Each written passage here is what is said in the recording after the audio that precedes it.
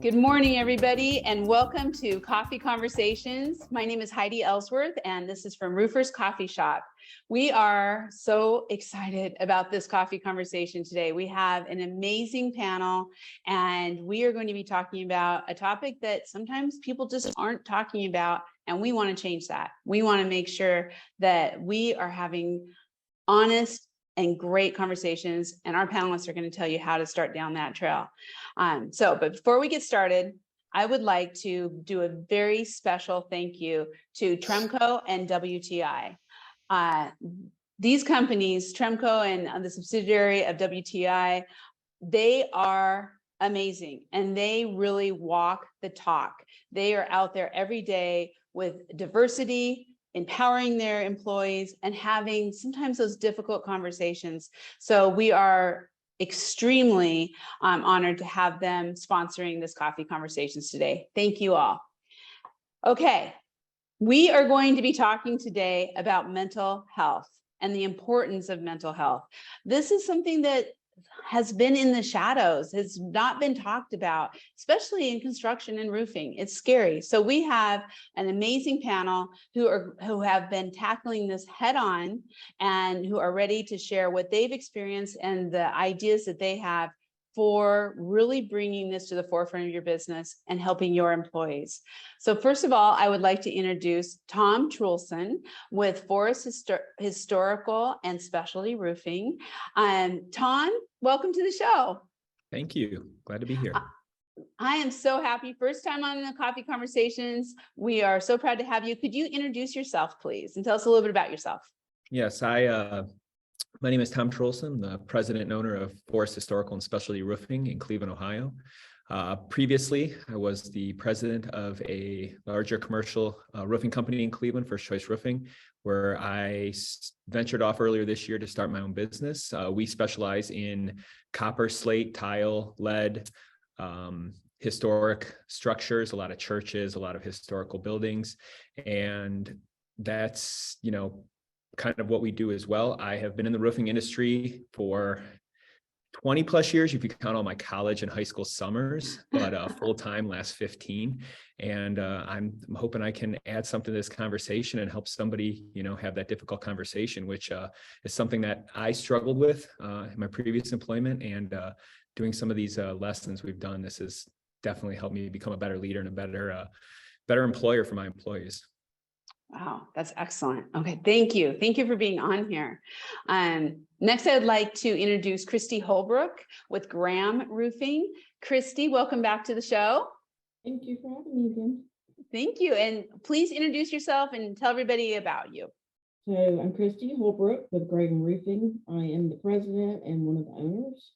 Since 2018, I've been with Graham Roofing since 1997, kind of worked my way up in the company. And my partners and I bought it in 18. We are a commercial industrial roofer. My background is accounting, so it's been interesting.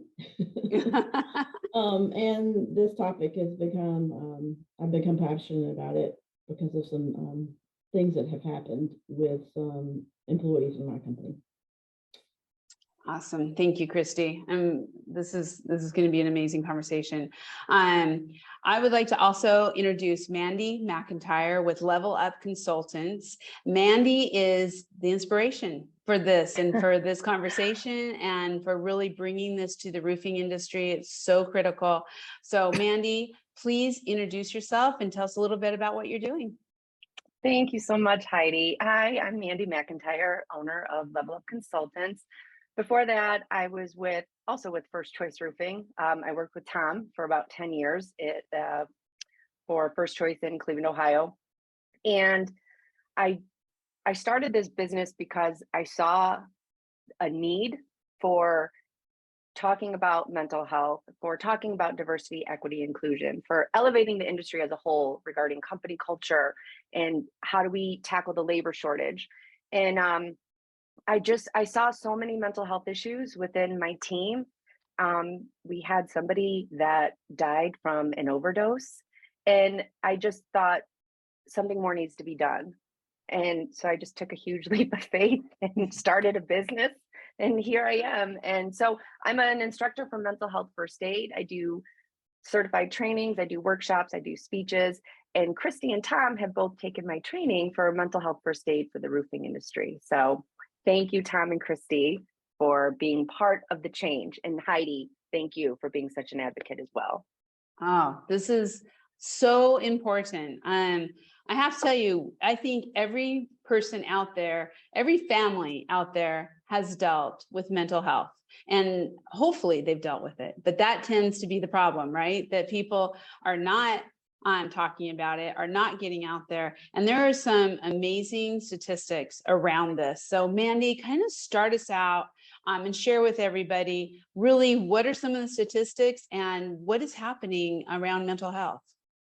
Yeah, so every time I talk about these statistics, people are like blown away because they've seen it in their own world, in their own little microcosm of the world. And then when you look at these macro numbers, it's like, whoa, this is really everywhere. So more construction workers die from suicide and overdose every year than every other workplace fatality combined, which includes the OSHA Fatal 4. And we talk about safety so much in the industry, but we're not talking about the mental safety. And I always say it takes more than a hard hat to keep a head safe. And it's true. 83% of construction workers have experienced a mental health issue, twice the rate of substance use as the national average in construction.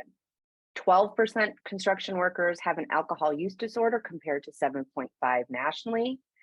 And this one, every 12 minutes, a construction worker dies by suicide, highest rate than any other industry. There actually are some conflicting statistics depending on how. I've seen it reported as the second highest.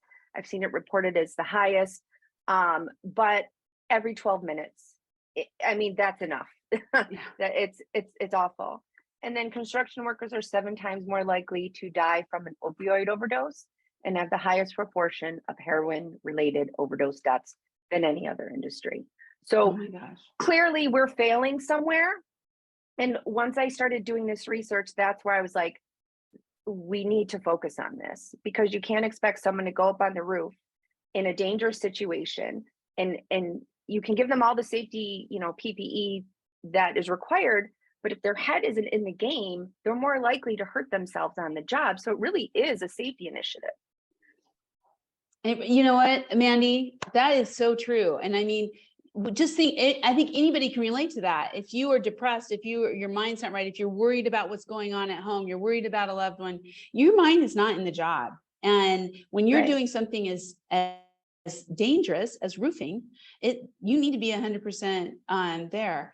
And so I would love to kind of Tom and Christy,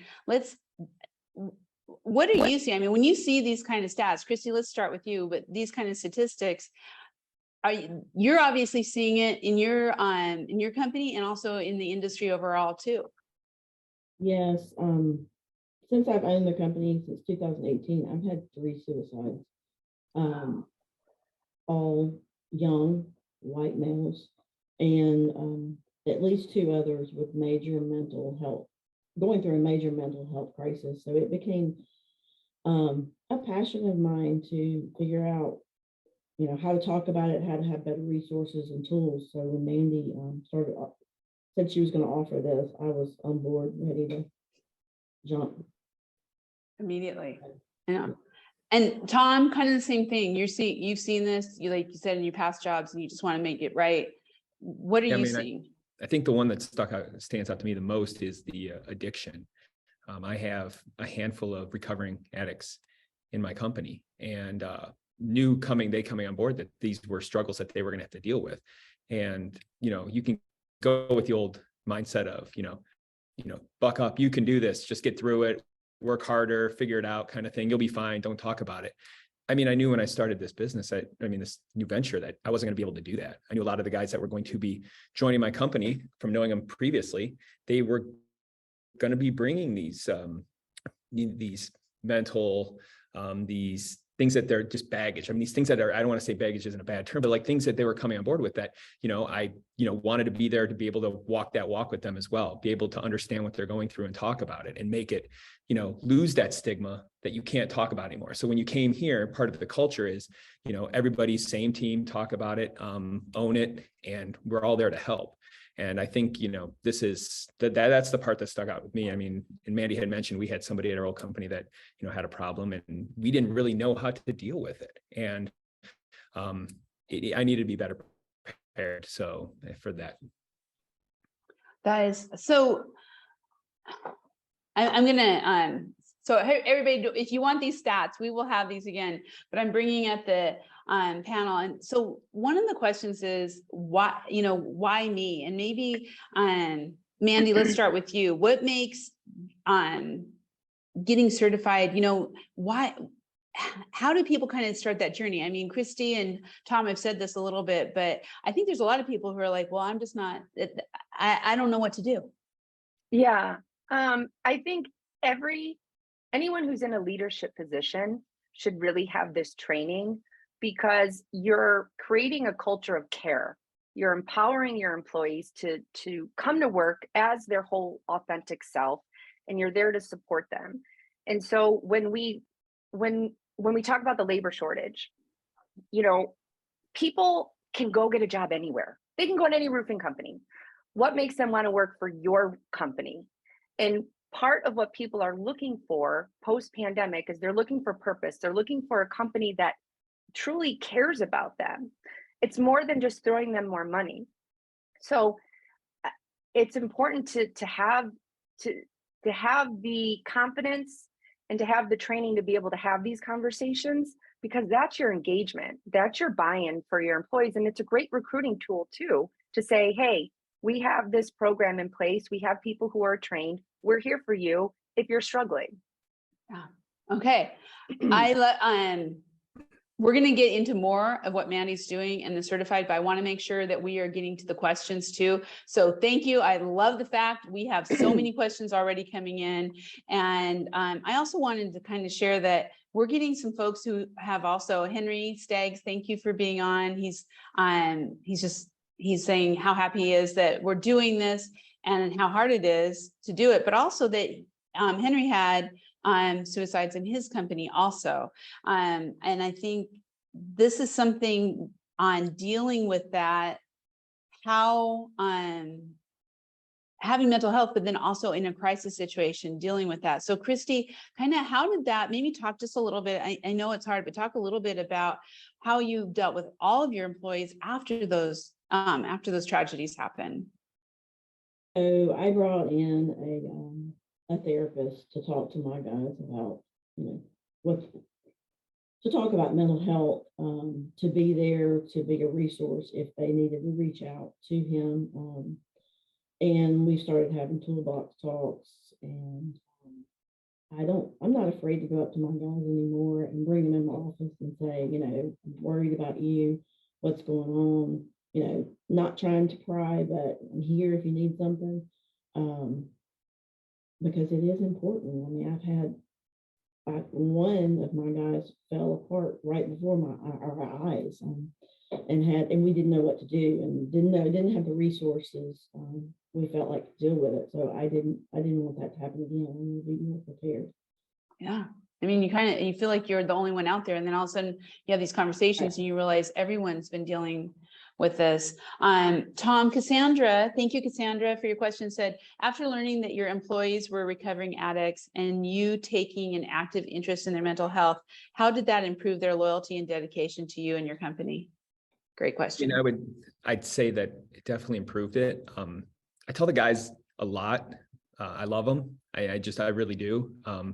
It's not, at the end of the day, if they're struggling mentally, if they're struggling with anything, I kind of feel like we're all struggling. We kind of all own it the same way.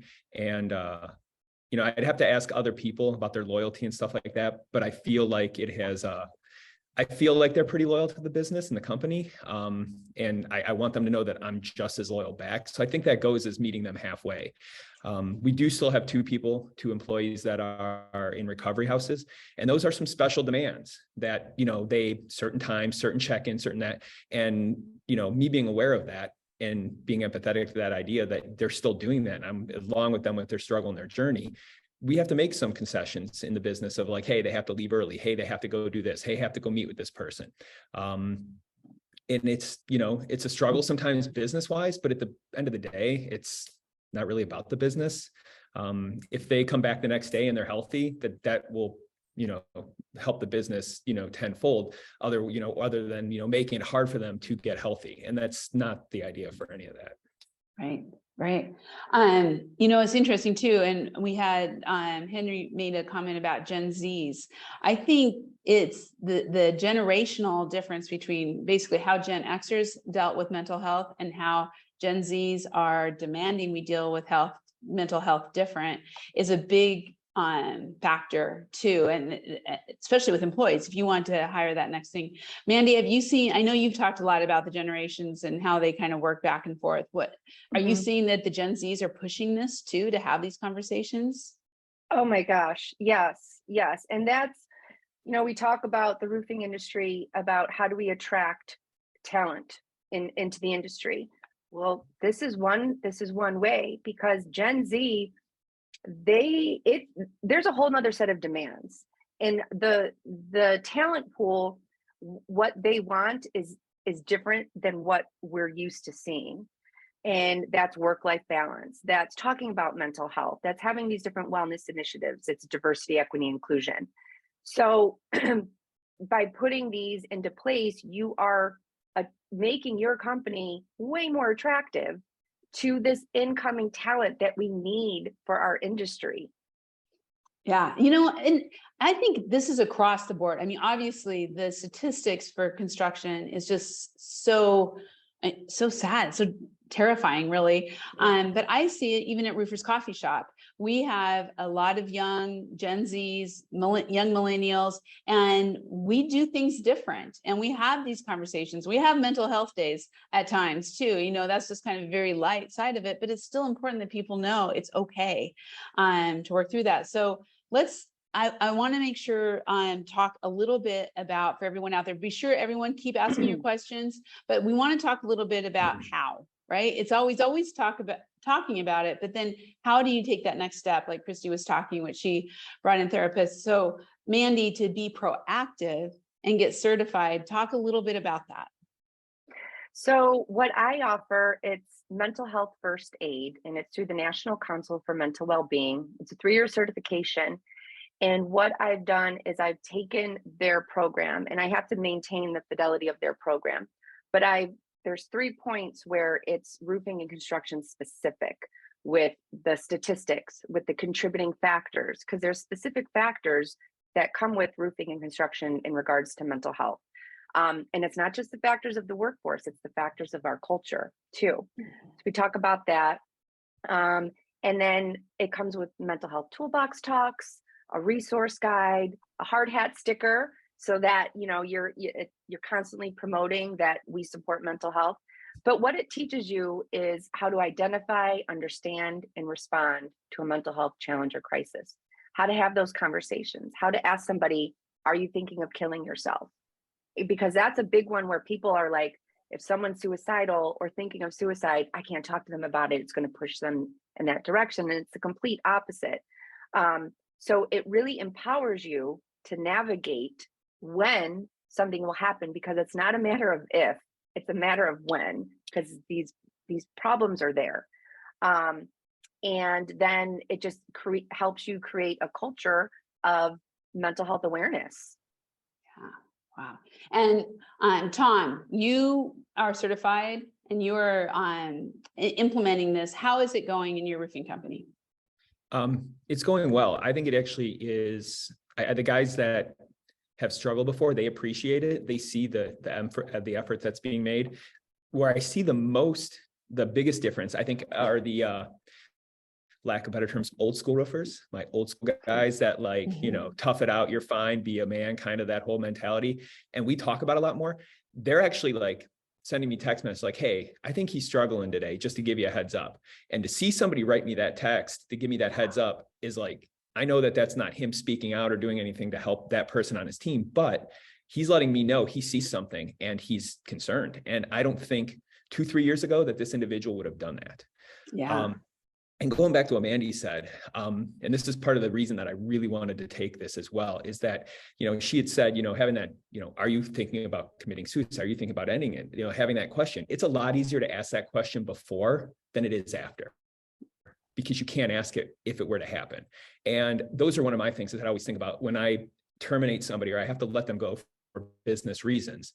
It's never personal. It's always a business reason in the past, but I always try to make sure that when they're gone, I look back and I go, I did absolutely everything I could to keep them here. And if I ever have that question where like, well, maybe I could have done this, maybe I could have done that, I don't want to have that. And so I think it goes in that same way of like, looking back, could you have said something? I mean, I'd rather say something and be uncomfortable and then be mad I asked them than opposed to not having that opportunity to ask them a year from now when something bad happened. Yeah. Yeah. And that it's such a hard conversation. How have you seen that, Christy? Same thing, implementing it and starting to bring this into your team? Well, I have a lot of old school roofers who've been with us 30 and 40 years. When I first brought in counselors and started talking about mental health, it was silence and strange looks. They're getting more used to it, and they are too checking on other employees. So, I'll find out that one of my guys has kind of had a rough time, and the whole crew has been texting and making sure he's okay if he's not at work, and which is what they all need. And I think that's great. I think that's a new thing. So I think it's slowly it's working, and we're just going to keep on. Yeah, keep having the conversations. Mhm. When you talk about the old time roofers or the more Gen X, I'm with you, Gen X. That takes a lot of some training. And Tom, I love your comment of, hey, they're texting me. So we're getting down the road.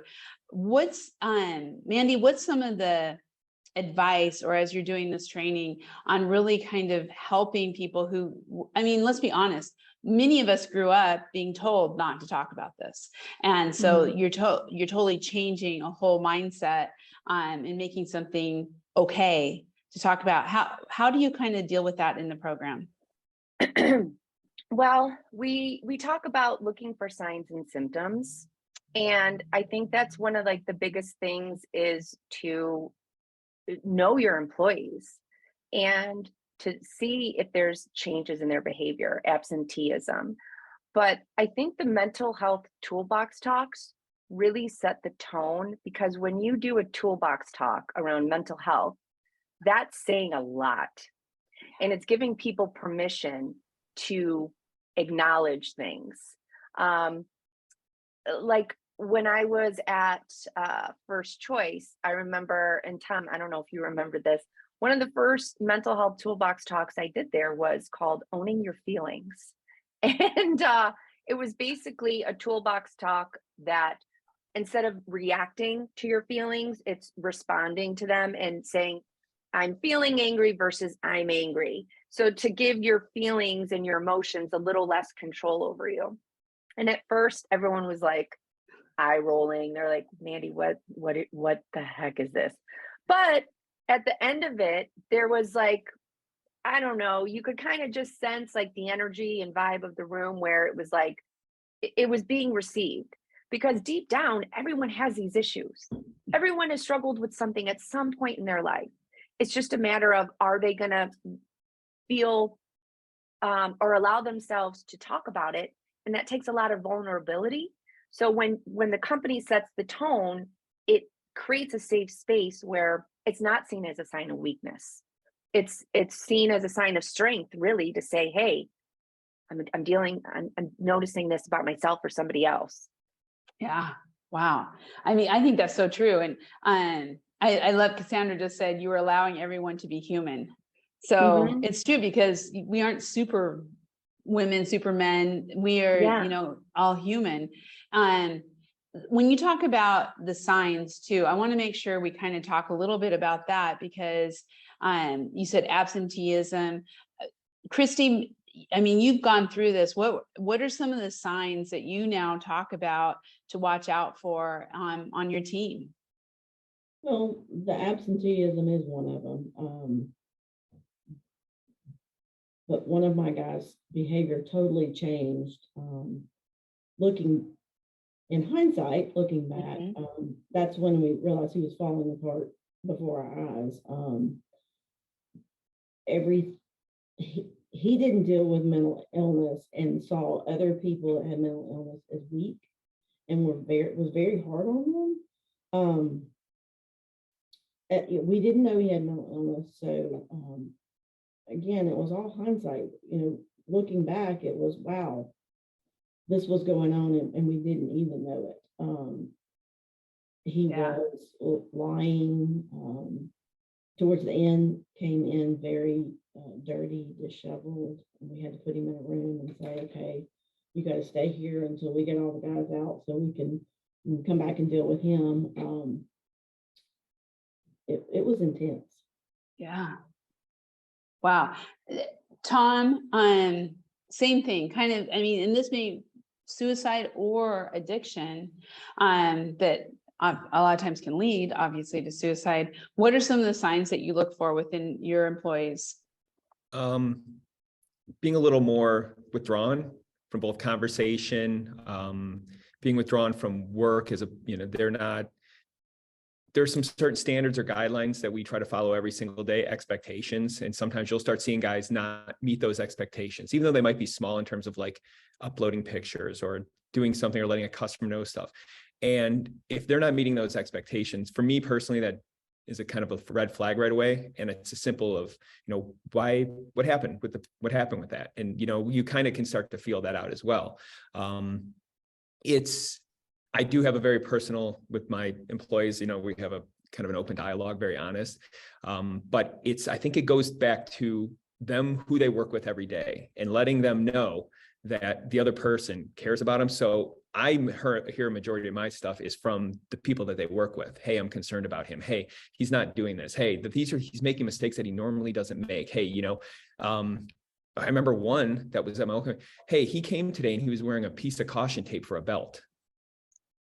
Okay, well, he needed a belt and he tore a piece of caution tape off and he wore it. And so looking back at that was an indication that something wasn't, is as minor as that might be or anything else. I think that's a huge red flag. And so it's hearing, especially when you have a lot of different people, having those people that work with them every day and knowing we're looking out for each other, and please let somebody know if you see something different. That's that team effort. And I think that's where, you start to see that, but it's really withdrawn. Just a little, some things just doesn't seem right. Trust your instinct and, dig deep and figure it out. And if there's nothing wrong, then you did what you did what you tried to do, then you're setting out to accomplish. And they know you care. Yeah.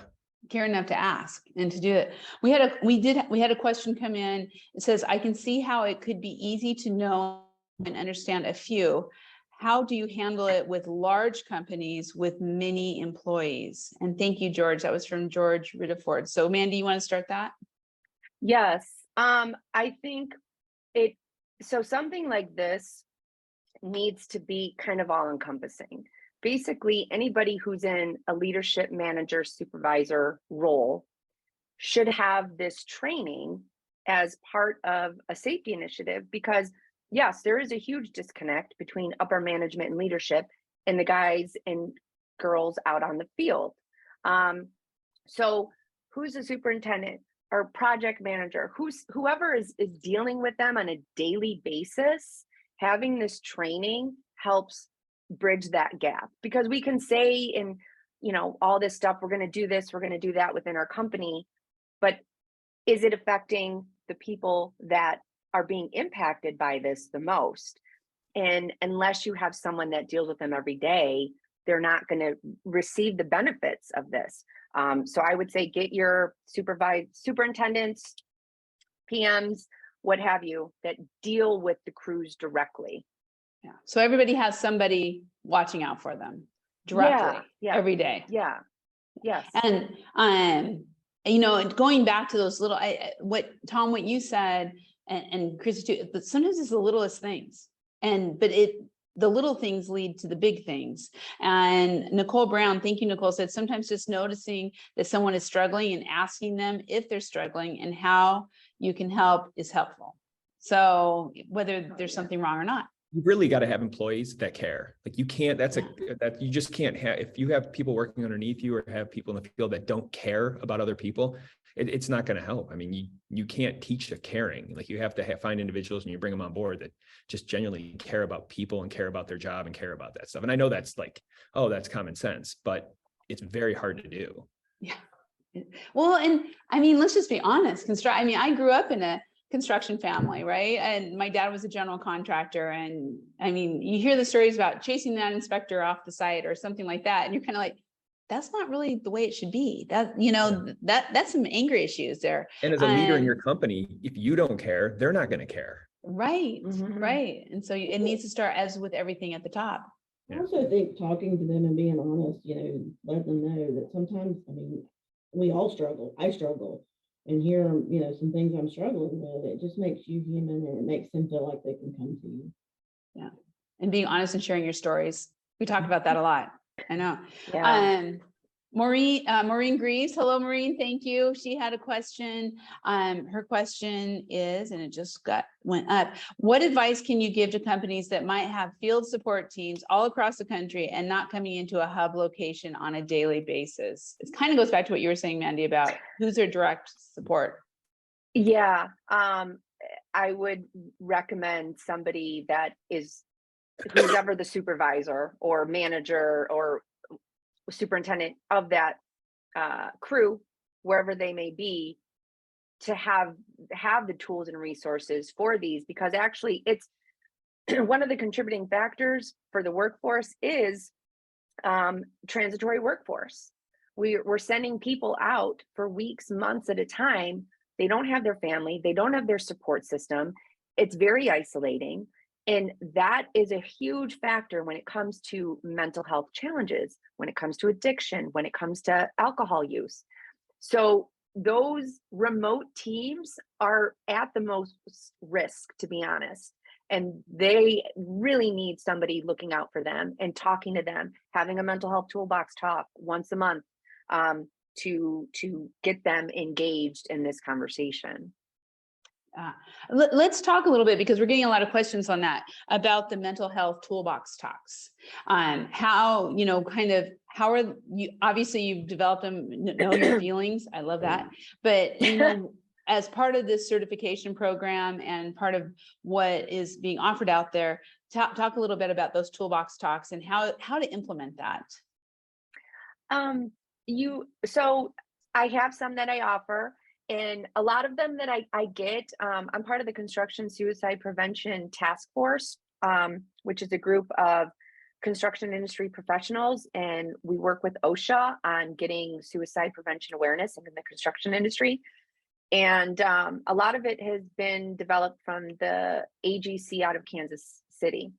And so I've developed some myself, but there's a lot of organizations out there that are trying to combat the same problem. So I always suggest once a month, a toolbox talk should be mental health related.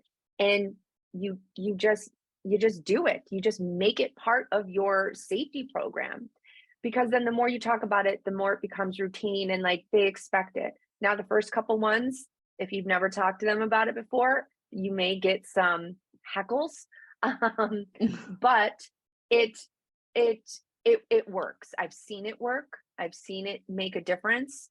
And it's uncomfortable, but nothing is going to change unless you get a little uncomfortable. And then it starts to become comfortable and it starts to become normal. Christy, when you started your toolbox talks and with your team, tell us about that. The awkward eye rolls, how did it work, and where's it come since then? They were just silent and squirming in their seats, and it was awkward, but we didn't start that until we had suicide. So I think it could have been worse with my guys, but it has gotten better. I'm bringing in a counselor Monday to do a talk again because we're going into the holidays. Getting dark earlier, it's, you know, people get more depressed. But they are opening it up more and talking about it. And I think they are, you can tell they're a little more open and receptive to listening to it. And I've had several people tell me that, you know, thanked me for doing that. Is it also kind of getting maybe some of the leaders, talking to them ahead of time and letting them know that you're going to be bringing this program in, kind of trying to build some advocacy for it even before you maybe launch it to your whole team? I did with my management team and my foremen and superintendents. We talked about it, that what we were going to be doing. So that does help. Put there. Tom, how about you? How is the Toolbox Talks from the start to where you are now, and how did you kind of implement that? So a couple of my guys are from the old company, and I do remember that first talk that she did, and she brought it to me and said, "What do you think about me doing this today?" And I was like, "Go for it." You know, everybody, you know, I'd like to give the managers their complete ability to do whatever they want to do and manage their team. And I was prepared for some pushback, but it went well. And I think that, you know, now I do these probably pretty regular. I say a lot of times, I was like, look, guys, the best part about bread is the soft center. I said, so let's see. Nobody likes the crust. So that hard persona and stuff doesn't work. We got to get to the soft center of it because that's the best part of the bread. So I say that to the guys and they expect it. And I get comments sometimes when, you know, they're like, you know, oh, is this going to be one of those emotional kind of talks, one of those things? And I'm like, it might just be one of those. And they're like, okay, you know, and it's a lot less pushback. If they accept it, they can kind of see it's going to happen now when I start to bring stuff up. And it's getting rid of that stigma. I mean, we just talk about it probably more than we even need to, but I really don't. You can't talk about it enough, I guess. It's one of those things. And I show my soft side a lot to them, and I think that helps as well. Yeah. And, you know, this might be a little bit of a preconceived, or, you know, I'm looking at it, but I think a lot of times people expect women to maybe step up and talk about this more. So when it's actually coming from a man, Tom, where you are being that advocate, I think that speaks so strongly to your team and getting your guys to understand this. Yeah, it's made a big difference. And I think taking that training, I probably was a little more, I'm a very sarcastic person. So I was very sarcastic when I would like kind of dole it out to the guys and stuff. And they would kind of, but what that training did for me was being able to, I guess, control the conversation a lot better. And I could dictate where it was going to go in terms of like, you know, whatever answer they had, I was ready for, and we could work and navigate it together. So it does help to be, I think, a guy to a guy, because, you know, having a woman come up and say something to a guy, they're kind of like, well, I'm not going to show my emotions and stuff like that. But whereas I will tell you, I'm feeling like crap today. And I've done that before. I've texted the guys all and been like, hey, I'm feeling like crap today, guys. I said, you know, if you need a mental day as a leader, there's a good chance your guys or your employees need one too. So take that into account, because if you tell them, hey, I'm taking a mental day today, let's half a day do it, it goes a long way. So. Yeah. Ah, that's good. So I want to make sure I'm getting to some of the questions. So we had a question that I think we may have answered, but it's just so important. I want to make sure we did. It was from Cassandra again. Thank you. A mentoring support pyramid is ideal for large corporations, but how do you implement something like this? Is there an outline or instruction manual for something like that? Specifically that mentoring pyramid, Mandy? Yeah, I would say the first step is getting leadership on board to even put something like this into place. And one of the things I always say is the biggest way to engage leadership into an initiative like this is to talk about risk and liability, and then profitability and recruitment and retention. So with safety, it obviously is going to help your safety initiative, because if people are mentally well, they're going to perform better. The American Psychiatric Association says they approximate 60 to 80% of workplace related injuries are due to stress. Mm. And then when you talk about profitability, and this is from SHRM, every $1 invested in mental health initiatives has a $3 to $5 return on your investment. There is $23 billion spent annually in the US on work productivity loss due to just depression alone. That's also from SHRM. And then SHRM, which SHRM is the Society for Human Resource Management, they have a statistic here because they have a whole platform on mental health that mental illness is forecasted to contribute to $16 trillion in lost output by the year 2030. So yeah, these are like real, you know, if you get on this now, you're ahead of the curve, because unless you do some things different, it's just going to get worse. And then recruitment and retention, 76% of people believe companies should be doing more to support mental health in their workforce. And 85% of people say their mental health issues at work negatively affect their home life and vice versa. That's also from SHRM. So there's plenty of statistics as to why we should put this into our companies. So I think getting leadership engagement is the first step. And if you show them these numbers, it gets the buy-in, and then you keep building on the management and you build that pyramid. Down through it. And I forgot at the beginning to remind everybody, Megan Ellsworth is in the background, our producer. But Mandy and Megan, I think it'd be great if where you got those statistics, Mandy, if we can pop that in the chat, or just so that people have it, that would be great. I can do a screenshot right now for you.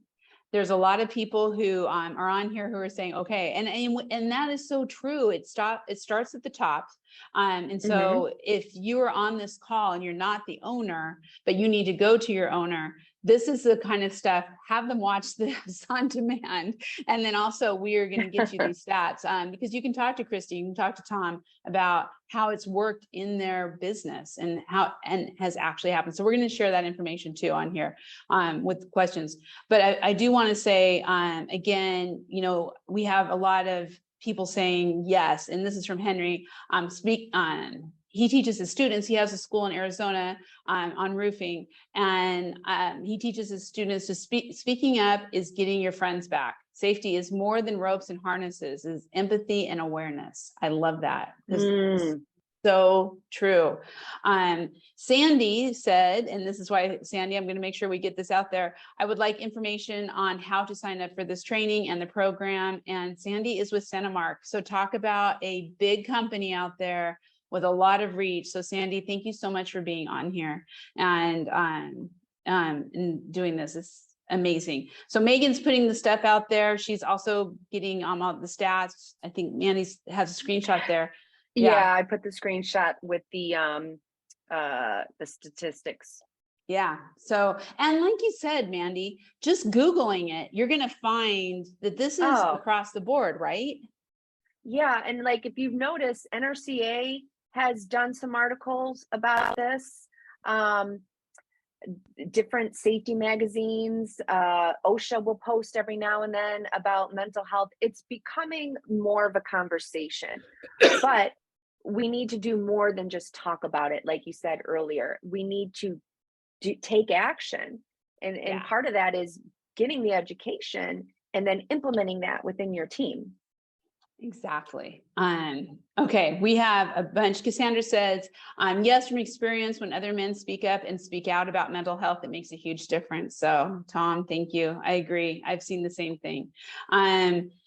Then Nicole, thank you. Leading by example. And I want to make sure I've gotten everybody here. Yes, we have. And thank you, Henry. We have all kinds of things. So okay, let's talk about a little bit about the new, and I'm going to share my screen again and share this, the new number for suicide awareness to, and I'm going to pull that up right now.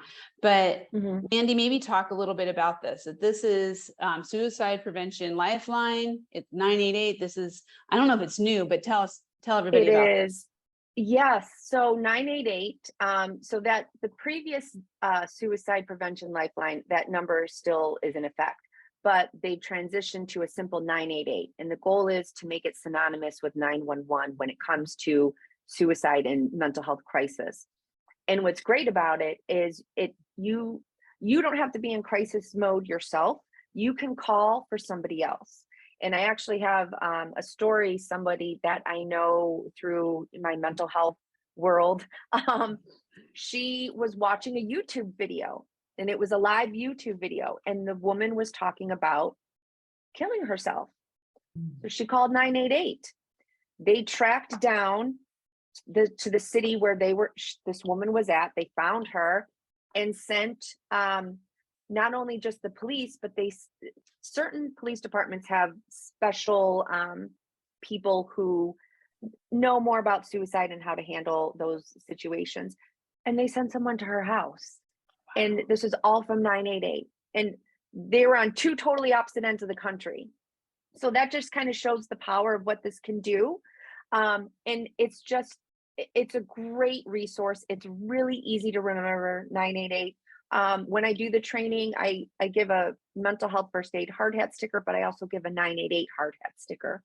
But I would suggest to everybody watching this, if you just Google 988, you can find posters and different things to print out and put around your office and your warehouses so that people know that this resource is out there. Yeah. Wow.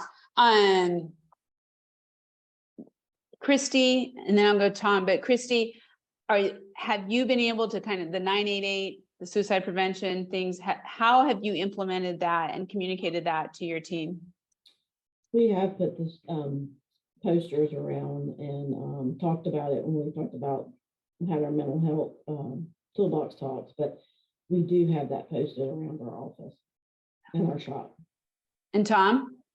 Yeah, same. It's having those posters out, but I think I stressed to the point, when there's an emergency, you dial 911. If there is an emergency, obviously, it's important enough to have a 3-digit number that you can remember quick. And that's how important it is to have something like that. If it's, if it's that, you're not getting that 1-800, what is that number? Let me look it up kind of thing. Yeah. The old one.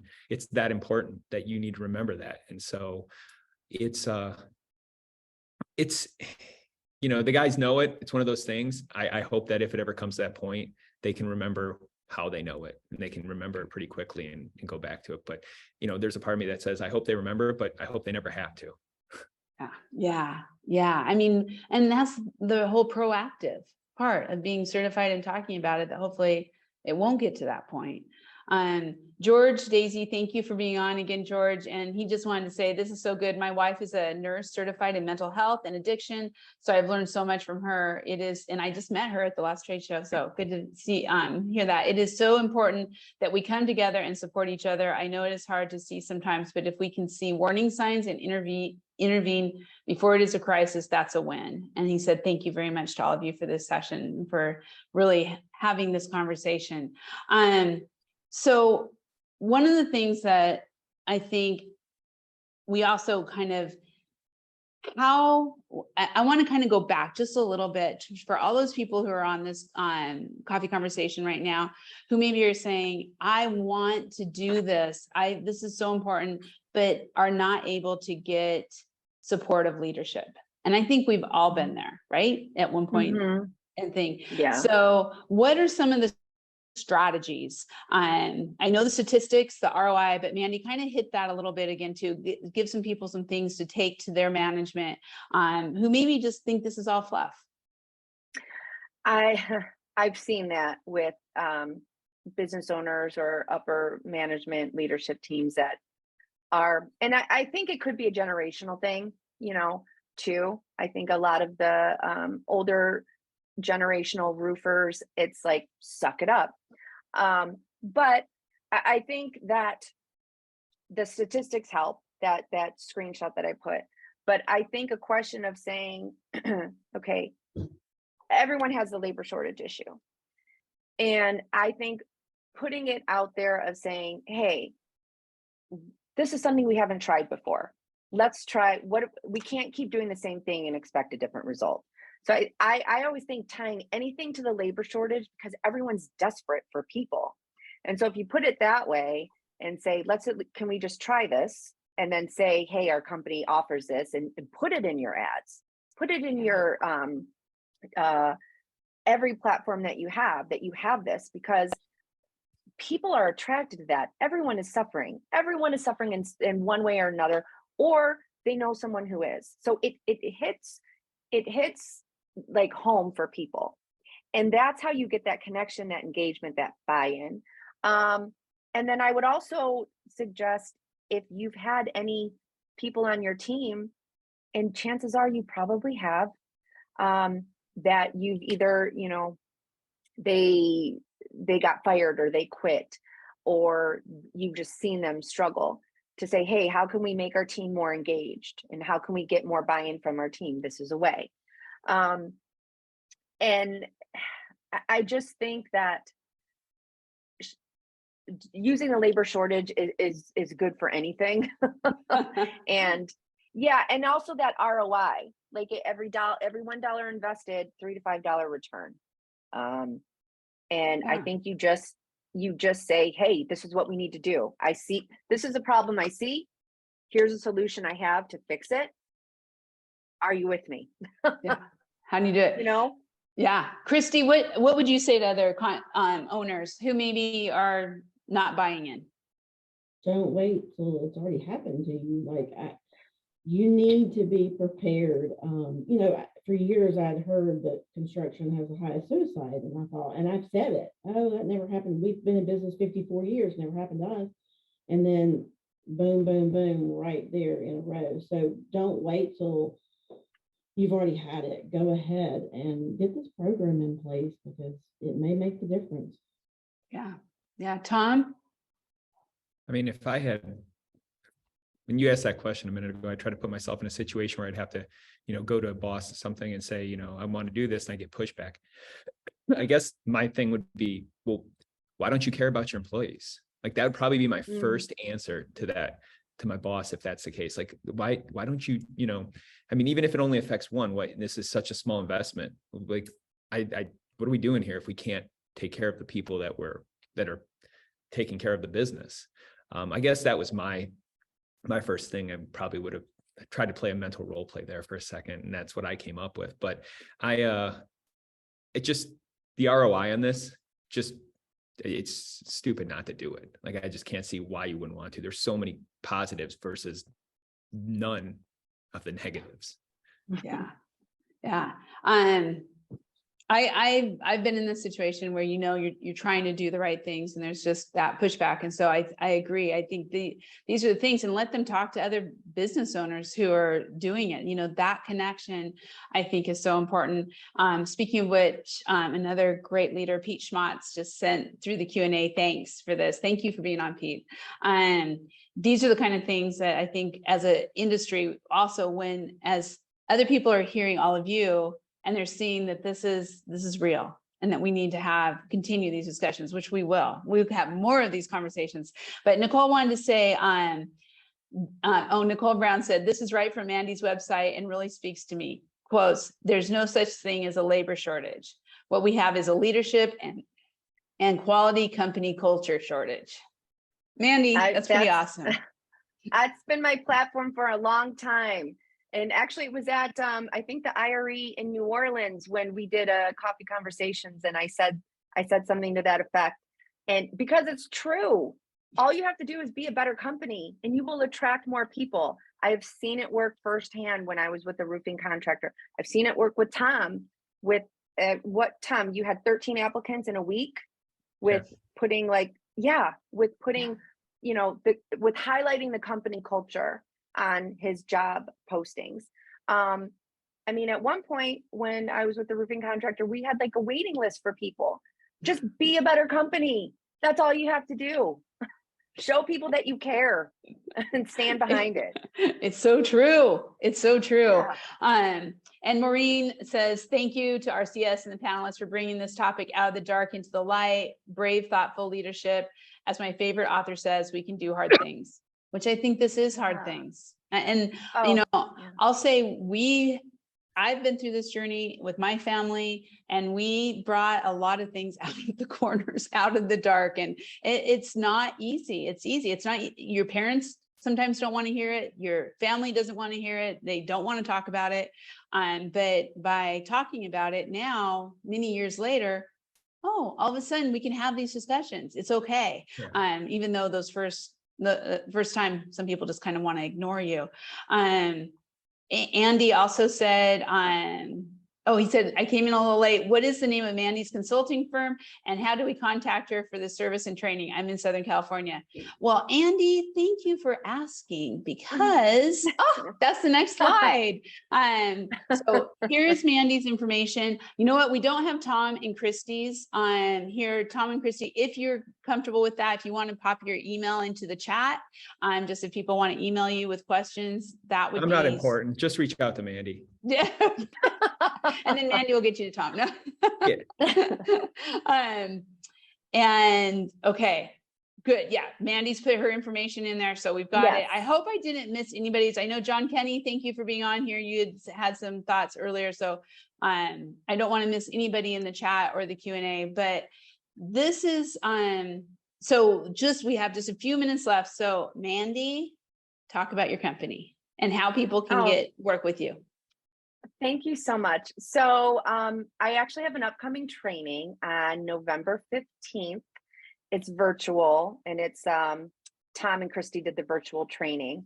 And I have the registration link on my website if you go to levelup-consultants.com.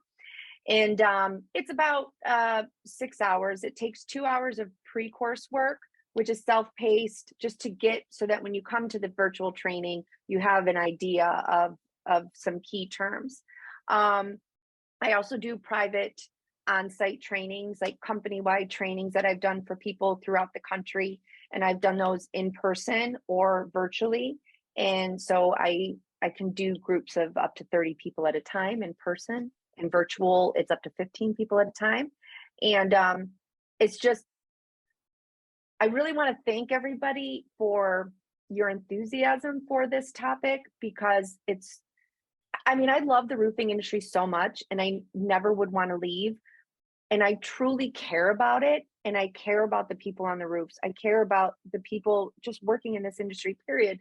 And I just think that we can do better as an industry to elevate the industry, really, because we're talking about legitimizing roofing as a true career and all of this. And it's like other industries and other like corporate settings, they have these things in place.